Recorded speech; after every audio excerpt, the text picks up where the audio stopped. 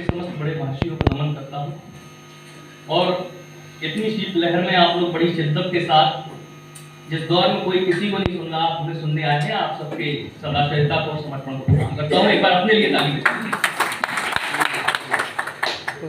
और हमारे राजनीति के कुछ दिग्गज यहाँ पर स्तंभ यहाँ पर उपस्थित है। अभी मंच से निर्देश किया गया है कि राजनीति के लिए कुछ नहीं बोलना है।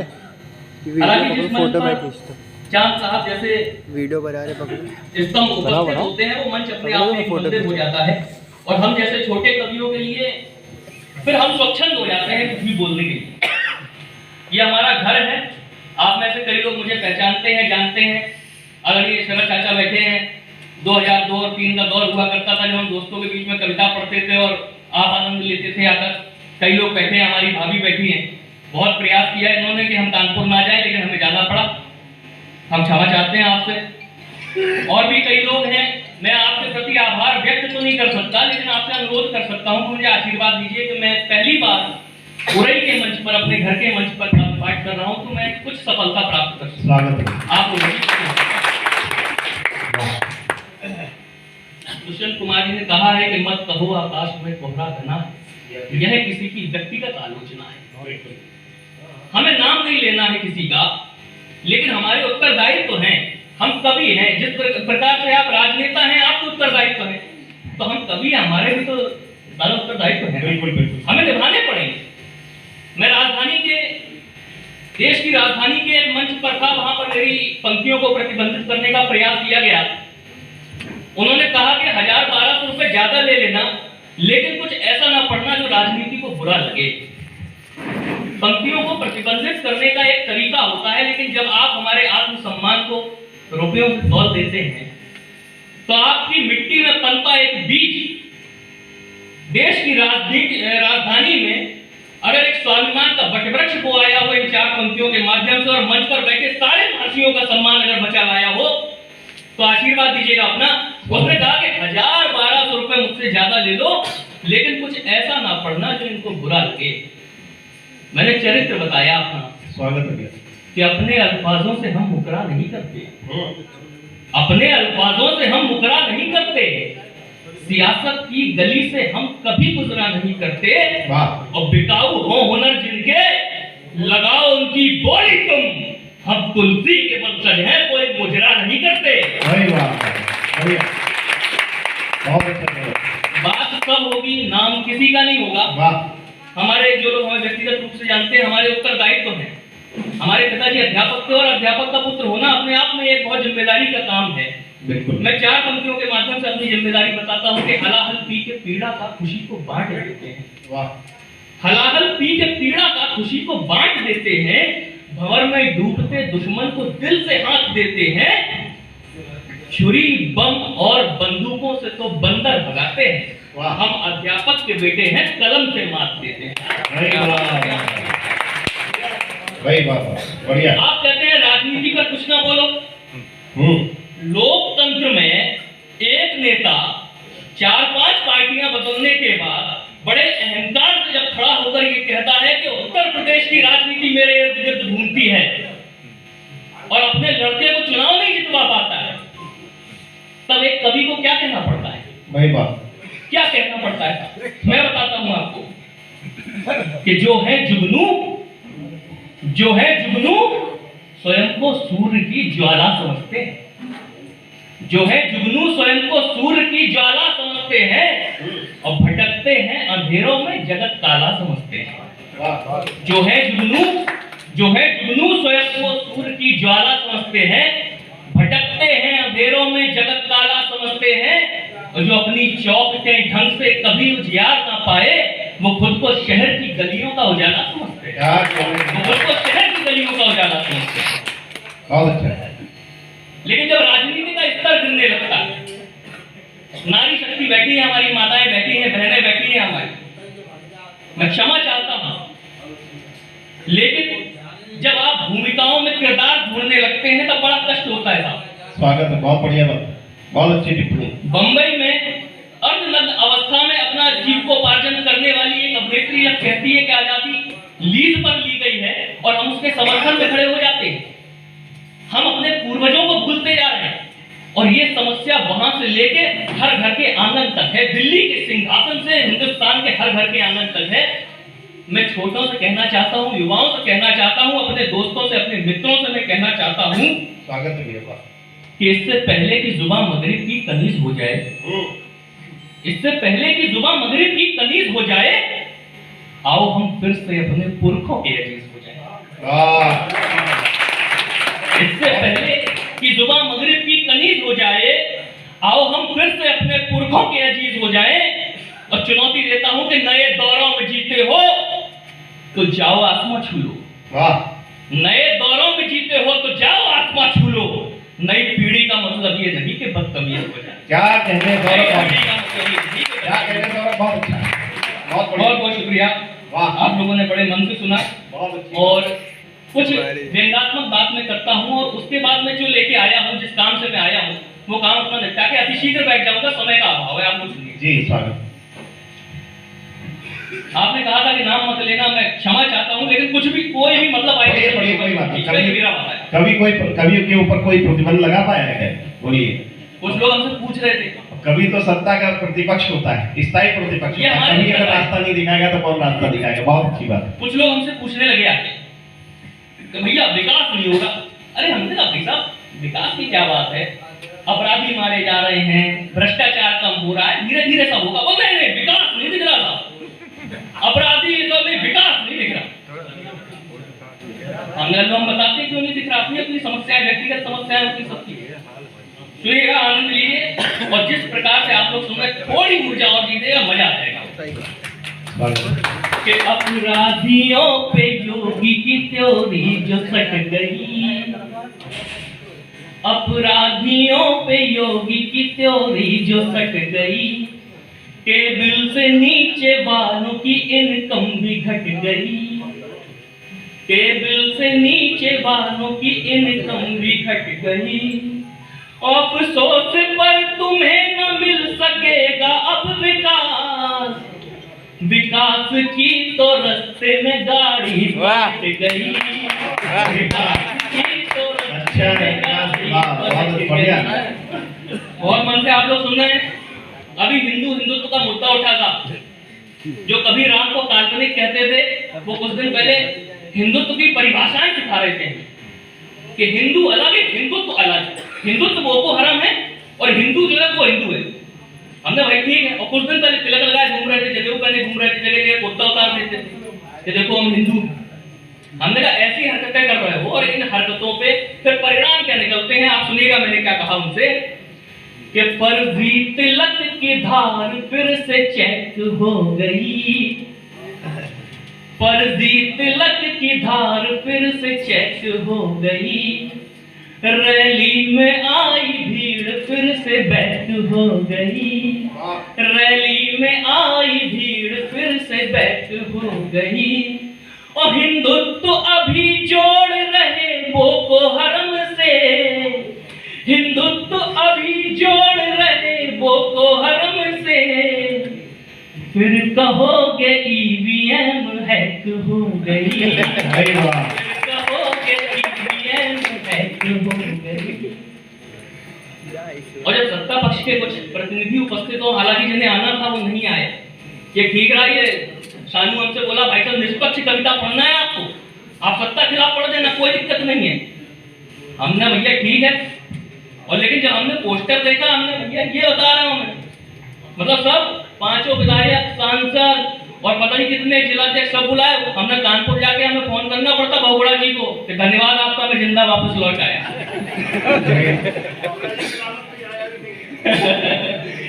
चलिए खैर, अपनी अपनी व्यस्तताएं हैं, चुनावी व्यस्तताएं हैं, लेकिन बहुत काम किया भारतीय जनता पार्टी ने। मैं संतुष्ट हूं।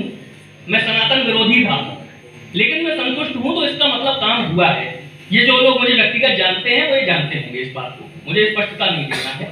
लेकिन एक कमी रही, उस कमी के लिए मैं कहना चाहता हूं और केवल प्रश्न पूछना चाहता हूं। गंभीर प्रश्न है, अपना समर्थन दीजिए, इसमें आनंद की कोई बात नहीं है, गंभीरता की बात है कि अश्कों से युवा अपनी आंखें आंज रहे हैं, अश्कों से युवा अपनी आंखें आज रहे हैं, मांगे जो रोजगार लाठी भांज रहे हैं। इलाहाबाद में 600 लड़कों के ऊपर FIR कर दी, बहुत गलत है भाई, ये बर्दाश्त नहीं किया जाएगा। आप कोई भी हो, चाहे भारतीय जनता पार्टी हो, चाहे कांग्रेस हो, कोई भी, कि अश्कों से युवा अपनी आंखें आंज रहे हैं, मांगे जो रोजगार लाठी भांज रहे हैं। अखबार में ही छप के रह गया है रोजगार, अखबार में ही छप के रह गया है रोजगार, किस हक से 5 साल और मांग रहे हैं, किस हक से 5 साल और मांग रहे हैं। कानपुर में हमारे मित्र हैं, हमसे बड़े हैं, काफी JDC क्रिमिनल हैं। एक बार ऐसी बातें होने लगी, बोले कविता का क्या उत्तरदायित्व है, कविता की क्या जिम्मेदारी है। ज्यादा भूमिका नहीं बनाता हूं, समय का अभाव है। अगर आपको लगे कि मैंने बिल्कुल सही उत्तरदायित्व गिनाया कविता का, कि कविता का उत्तरदायित्व कहां होता है, कब कब होता है, तब आप लोग बताइएगा। कोई भूमिका नहीं होगी, केवल कविता होगी कि अभिव्यक्ति जब सत्ता के आंगन की दासी हो जाए, अभिव्यक्ति जब सत्ता के आंगन की दासी हो जाए, राजधर्म जब भौतिकता में डूब विलासी हो जाए, चीर हरण को देख मौन दरबारी अंध व्यवस्था हो, जब शकुनी के द्यूत पटल पर हारी मूक व्यवस्था हो, जब समाज के तानों पर सीता बेचारी दिखती है, तथा कथित मर्यादा की बेबस लाचारी दिखती है, यत्र नार्यस्तु पूज्यन्ते के भाव को जब अवसान मिले। ऐसा भी क्या समर्थन करना कि सत्ता पक्ष का कोई व्यक्ति अगर हत्या में या बलात्कार में अगर अपराधी होता है तो आप बलात्कार में और हत्या के फायदे गिनाने लगते हो, इतना स्तर गिरा दोगे। लोकतंत्र में जनता सर्वोपरि है, संविधान की प्रस्तावना का प्रारंभ है हम भारत के लोग। आप किसके पीछे घूम रहे हैं? इन राजनेताओं के पीछे, जो अपने परिवार के देंगे, अपने बाप के देंगे, वो आपके हो जाएंगे। तब मैं पढ़ता हूँ, अपना उत्तरदायित्व सौंपता हूँ आपको कि अभिव्यक्ति जब सत्ता के आंगन की दासी हो जाए, राजधर्म जब भौतिकता में डूब विलासी हो जाए, चीर हरण को देख मौन दरबारी अंध व्यवस्था हो, जब शकुनी के द्यूत पटल पर हारी मूक व्यवस्था हो, जब समाज के तानों पर सीता बेचारी दिखती है, तथा कथित मर्यादा की बेबस लाचारी दिखती है, यत्र नार्यस्तु पूज्यन्ते के भाव को जब अवसान मिले, जब गौरी को गर्भ में ही सम्मान नहीं शमशान मिले, सुरा सुंदरी के सम्मुख जब नंद घमंडी हो जाए। मगध वाले नंद की बात कर रहा हूँ, अंतिम पंक्तियां सौंप रहा हूँ आपको, अपना ध्यान दीजिएगा मेरी तरफ। कि सुरा सुंदरी के सम्मुख जब नंद घमंडी हो जाए, जब मृत्यु के भय से पूरा तंत्र शिखंडी हो जाए, तब चाणक्यों को नंदों के मुंह पे थूकना पड़ता है, तब चाणक्यों को नंदों के मुंह पे थूकना पड़ता है, तब कविता को मुर्दों में भी प्राण फूकना पड़ता है, तब कविता को मुर्दों में भी प्राण फूकना। बहुत बढ़िया सर, बहुत अच्छा आप लोगों ने सुना। एक अंतिम कविता जो इस समय काफी प्रचलित रही, वो कविता में विशेषकर यहाँ पढ़ने आया था। कोई प्रोटोकॉल का उल्लंघन नहीं होगा। हिंदू और हिंदुत्व की जब बात हुई, अभी थोड़ी देर पहले हमने करी, लेकिन हम भी हिंदू कुल में, ब्राह्मण कुल में जन्मे हुए धर्मनिरपेक्ष परिवार के धर्मनिरपेक्ष बेटे हैं। लेकिन जब एक धर्मनिरपेक्ष लोकतंत्र में निकला जाता है तो ये धर्मनिरपेक्षता है कि हम एक दूसरे के धर्मों का सम्मान करें। किसी धर्म को अभद्रता नहीं की जाएगी, किसी धर्म के साथ बदतमीजी नहीं की जाएगी। लेकिन जो हिंदू होकर हिंदुत्व पर प्रश्न लगा रहे थे, उनसे तो प्रश्न किया जाएगा साहब, उनसे तो प्रश्न किया जाएगा। अंतिम कविता है, आप लोगों का उत्साह चाहिए, तब मैं पढ़ता हूं।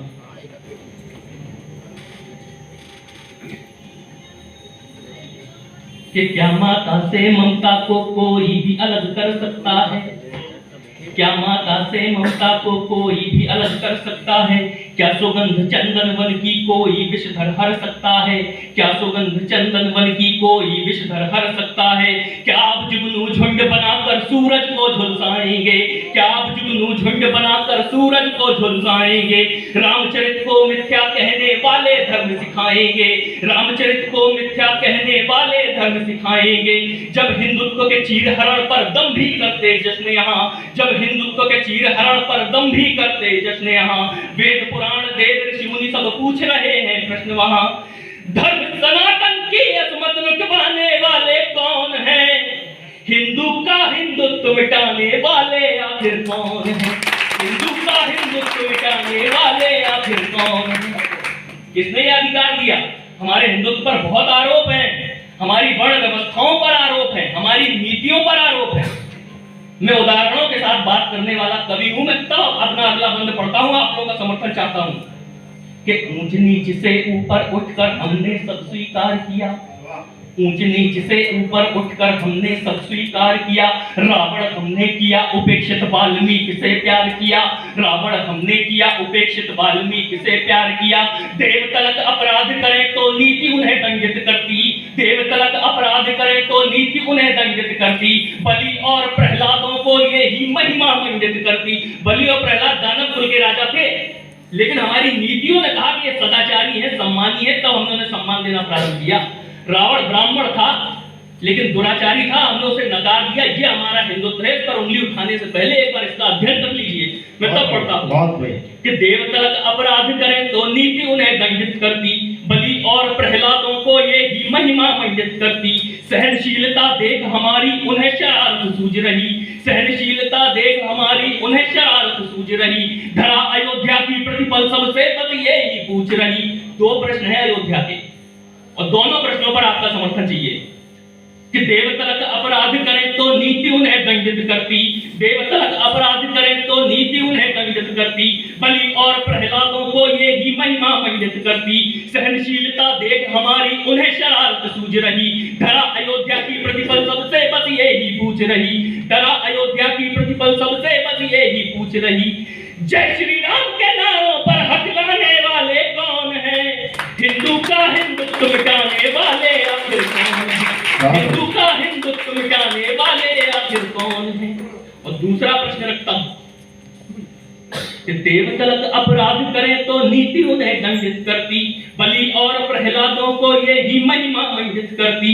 सहनशीलता देख हमारी उन्हें शरारत सूझ रही। धरा अयोध्या की प्रतिपल सबसे बस ये ही पूछ रही। कारसेवकों पर गोली चलवाने वाले कौन है? हिंदू का हिंदुत्व मिटाने वाले आखिर कौन है? हिंदू का हिंदुत्व मिटाने वाले आखिर कौन है? और ऐसी भ्रष्टता करने वाले जो धर्मपतित लोग हैं उन्हें केवल चेतावनी देना चाहता हूं अपनी अंतिम पंक्तियों के माध्यम से, उसके बाद अपना स्थान ग्रहण कर लूंगा। मेरे घर में मुझे बहुत अच्छा सुना गया, मैं कानपुर जाकर सबको बताऊंगा, उछल उछल कर बताऊंगा, लेकिन अपनी पूरी ऊर्जा उड़ेल देना इस अपने अंतिम बंद में, हमारे अंतिम बंद। तब सुनिएगा कि जब जब धर्मपतित होकर कोई अपशब्द निकालेगा, जब जब धर्मपतित होकर कोई अपशब्द निकालेगा, परशुराम का वंशज अपनी कलम को परशु बना लेगा, परशुराम का वंशज अपनी कलम को परशु बना लेगा। मर्यादा को राम राम कह राम बनेंगे धनुर्वीर, मर्यादा को राम राम कह राम बनेंगे धनुर्वीर। भय बिन होत न प्रीत उक्ति से लिख देंगे उसकी तकदीर, भय बिन होत न प्रीत उक्ति से लिख देंगे उसकी तकदीर। शिशुपालों की भीड़ उठी तो कान्हा भी फिर मचलेंगे, शिशुपालों की भीड़ उठी तो कान्हा भी फिर मचलेंगे। मुरली धर धर देंगे मुरली चक्र पानी पल चल देंगे, मुरली धर धर देंगे मुरली चक्र पानी पल चल देंगे। भोले भूल के भोलापन बन जाएंगे फिर महाकाल, भोले भूल के भोलापन बन जाएंगे फिर महाकाल। डगमग डोलेगी सकल सृष्टि, डगमग डोलेगी सकल सृष्टि, चहु और मचेगा हाहाकार। और खैर मना लो मौज उड़ा लो, खैर मना लो मौज उड़ा लो, जब तक बाबा मौन है वो जागे तब पता लगेगा।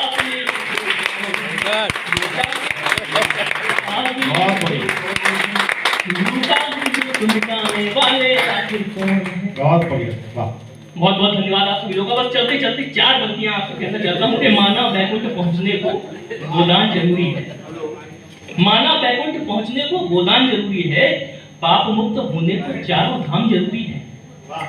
मानव बैकुंठ पहुंचने को गोदान जरूरी है, पाप मुक्त होने को चारों धाम जरूरी है, और पर गर्वहीन जीवन जीते जी नर्क द्वार खुलवा देगा तो अधिकार सुरक्षित करने को मतदान जरूरी है।